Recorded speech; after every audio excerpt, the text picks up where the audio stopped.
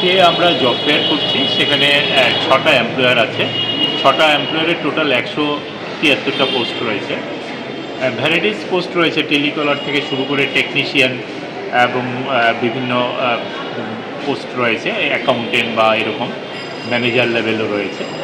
তো এখানে আজকে সকাল থেকে শুরু হয়েছে, 11টা থেকে শুরু হয়েছে। ভালোই সাড়া আমরা পাচ্ছি, অনেক লম্বা লাইন ধরেছে। তো হয়ে যাবে, আজকে সারাদিন চলবে জব ফেয়ার। তো আমরা আশা করি সবগুলি পোস্টই ফিল আপ হবে।